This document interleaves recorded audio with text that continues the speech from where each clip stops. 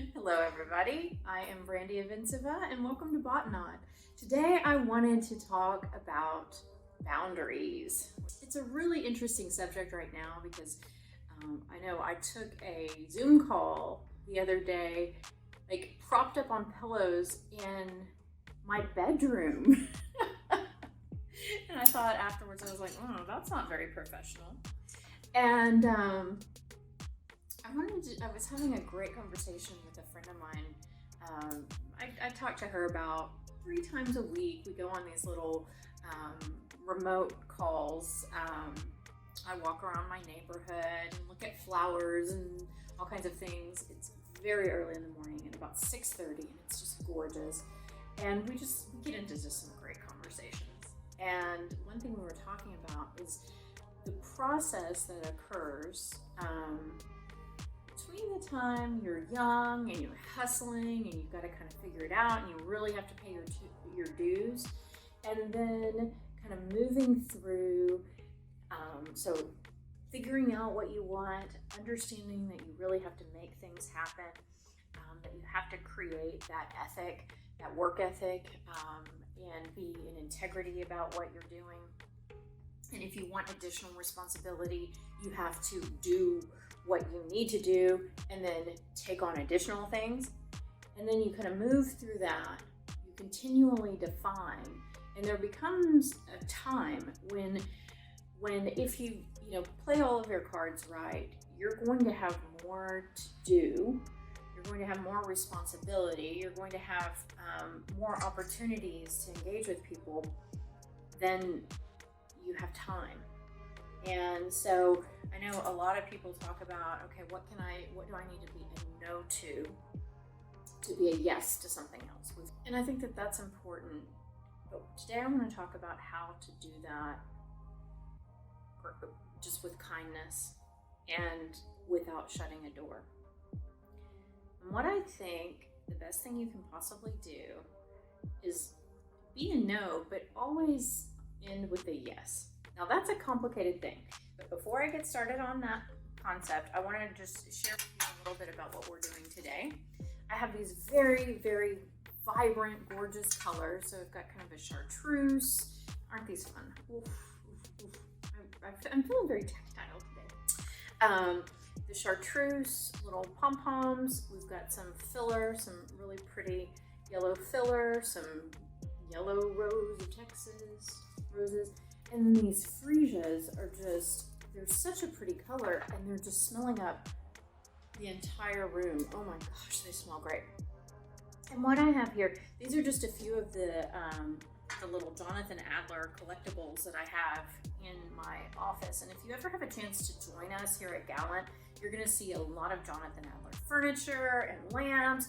And then if you ever come to a potluck or a party at my house, you're gonna see a lot of that stuff. Because I just love the accessibility that he provides, the high style and fun at the same time. Yeah. I'm gonna show you guys how to make 3 arrangements and kind of group them together so they're all gonna have the same color, the same theme. This one's gonna be little bitty. Isn't that beautiful? It's a perfect hand holding an ice cream cone, and no, we're not gonna do that. But anyway, let's have a little bit of fun and we'll talk about how to say no and yes at the same time. So I think what ends up happening is people, said if you play your cards right, start identifying you as a resource, somebody that can make things and somebody that's going to do what they say they're going to do. I mean, that's essentially where you want to be when you're about my age. You do not want to be, you don't want to be a flake, that's for sure.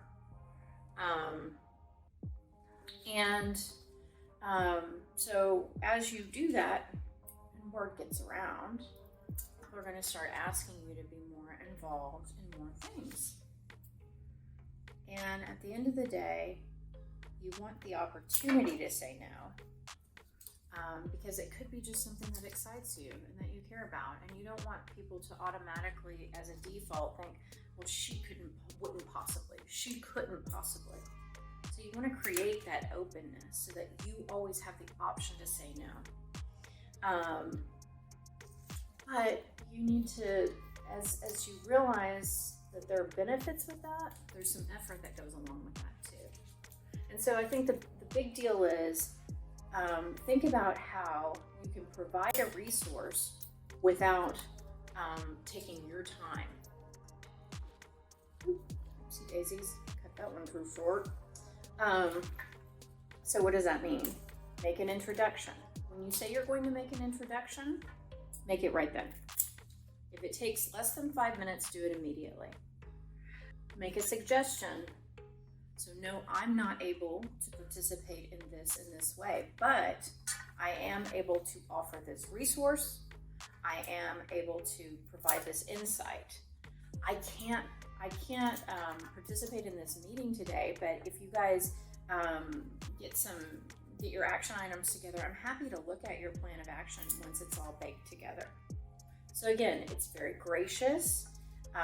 It enables people to kind of go through that first iterative process of thought, and then you can still contribute. People understand.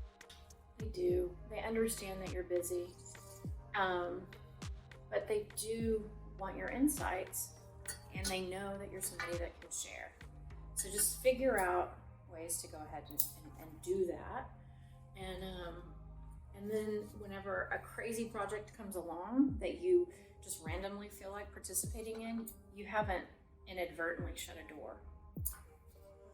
So I think you can always leave somebody, anytime someone makes a request of you, and it's a person that knows you, and it's somebody that understands who you are, you can always consider that request and leave them in a better space than they were before they made it. So anyway, I'm going to wrap these up. These beautiful freesias. You're going to see how these just kind of pop very quickly. And I don't think that these would have as much impact if they were alone, right? They're just, it's definitely, this arrangement would go together. Now this is kind of fun because you've got the mustache here, you've got the lips here, and I'm going to go ahead because this is so feminine. I'm going to put this here. And we're going to go with the beautiful lips here. So let me wrap this up. Okay, so here are my 3 arrangements, and I would, again, this is kind of 3 pieces of one arrangement. I would put them together like this, very feminine, very beautiful, and just very springy. They smell good, they look good, they make me happy. You know, they make me as happy as I can get when people ask me my opinion of things, because I love giving my opinion. Anyway, thank you all so much.